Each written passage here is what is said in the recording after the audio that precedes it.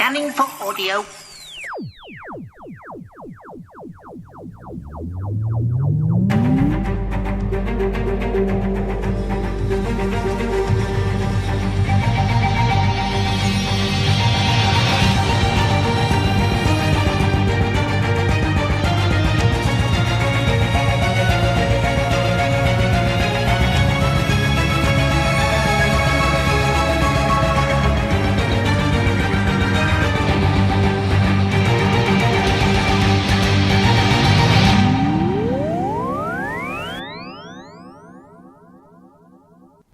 Welcome to a Tin Dog podcast, this time talking about something a bit Doctor Who-y, more Doctor Who-y than, say, UFO, or Blake 7, it's Torchwood.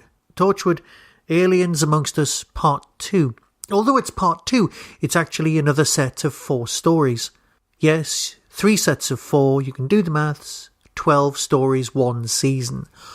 Oh, sheer bliss. It's so nice to have Torchwood back, it's so nice to have a series, but I do miss the individual stories.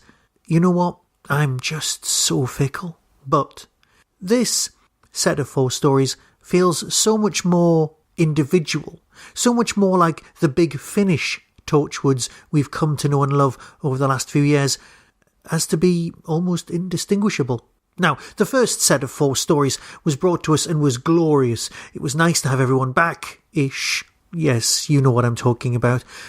And it was nice to have everything in place. You had to lay the groundwork for the new alien big bads. You had to placate us old fans and new fans. But you also had to provide us with the groundwork for a new series of box sets, because a lot of people were going to just come in and just listen to these box sets. They weren't going to go back and listen to those glorious 18 stories? Yeah. Now, I know they'll come back, but that's not what's important. What is important is this time we've got Aliens Amongst Us Part 2, being 4 stories. 4 stories with authors' names I didn't immediately recognise. And this is good, because Big Finish have been using a lot of their old stablemates. And Torchwood, well, that's a great way to introduce new people into the sandpit. So, we're calling this Series 5.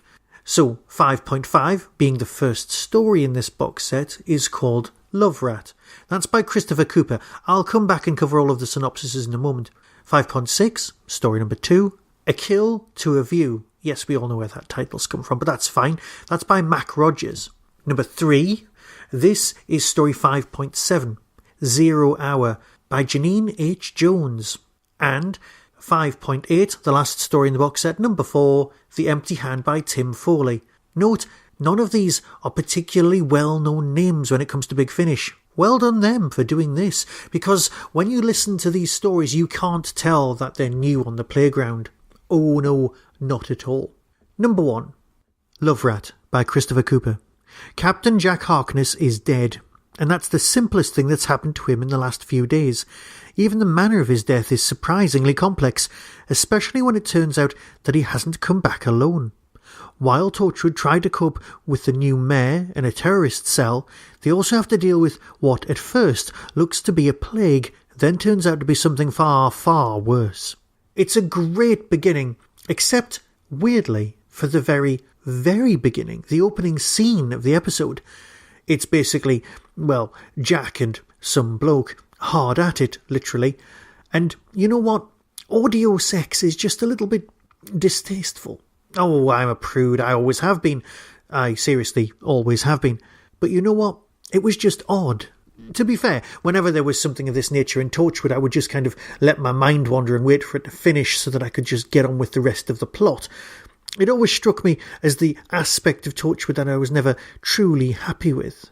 But at its core, the sexualness of this episode is necessary. It's needed, and it plays with what we've come to expect from Jack. And you know what? That's fine. No, truly, it is fine. Because that leads us into an even greater story, dealing with, well, some rather odd aspects of the storyline. Mr. Colchester's husband. And, well, here's the synopsis of A Kill to a View. Ritz Towers is a luxury tower block so exclusive not even aliens can get a place there. Mr. Colchester has somehow secured a flat at the Ritz, With the streets increasingly troubled, his husband feels safe there. The problem is that the Ritz Tower is anything but safe. For a start, the building has more tenants than it has flats. Then they have the endless dinner parties, the whole new definition of upwardly mobile, and finally, there is the very mysterious caretaker. Yes, it's got flashes of high-rise, but so have lots of other things. Yes, I know who you're looking at now.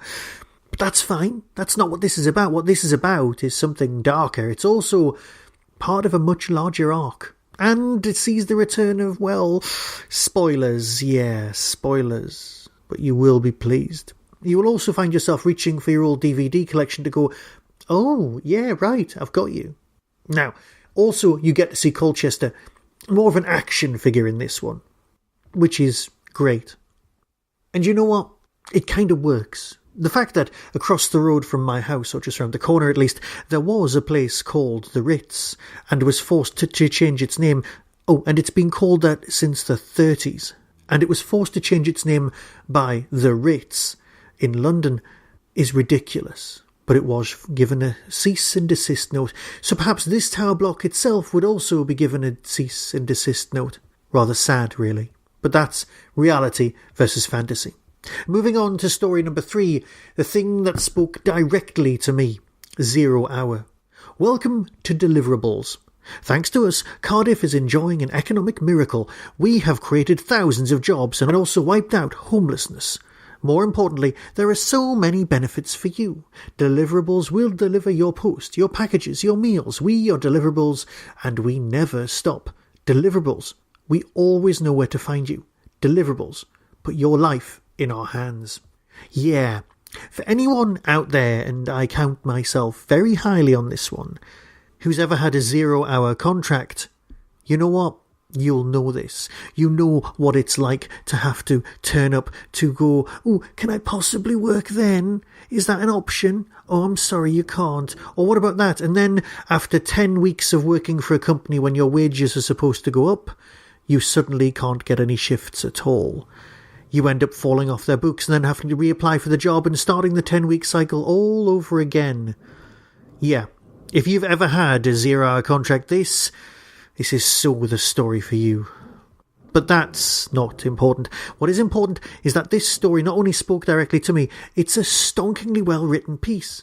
Perhaps that's because it did speak directly to me, but it feels so much second season Torchwood, which, as all you know, you lovely people, is my personal favourite. Leading us to the end story, The Empty Hand by Tim Foley. An innocent refugee has been shot point blank on the streets of Cardiff. It causes an upsurge in terrorist attacks. An innocent refugee has been shot point blank on the streets of Cardiff by Sergeant Andy Davidson. It's the end of Torchwood as we know it. All directed by Scott Hancock.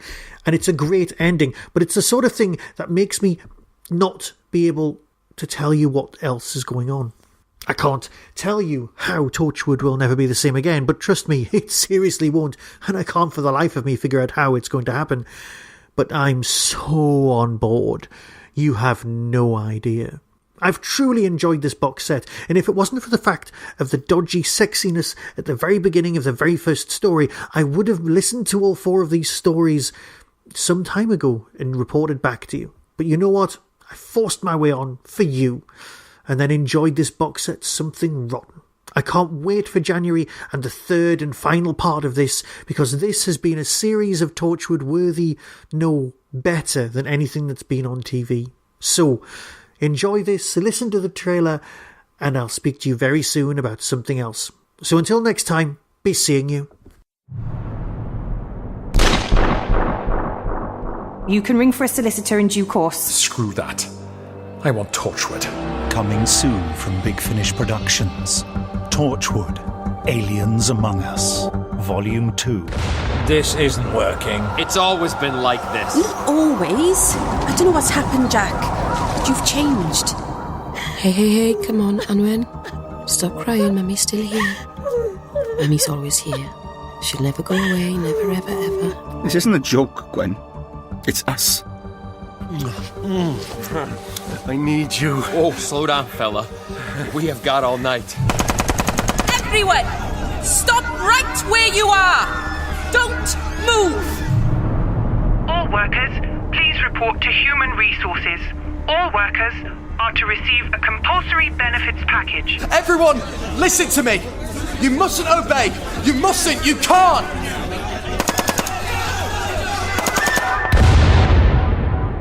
Oh well. It was nice while it lasted. Big Finish. We love stories. Can I help you? Sorry, mate, but you and me, have we met? I'm the caretaker, Billis Maindra, at your service. That was the Doctor Who Tin Dog podcast, available on iTunes, YouTube, Twitter, RSS, Vimeo, and across the internet. Doctor Who and its associated properties are all copyright and trademark of the BBC. No infringement is intended. Why not become a supporter by visiting patreon.com/tindog. Contact the show on tin-dog@hotmail.co.uk. The Tin Dog podcast is a founder member of the Doctor Who Podcast Alliance.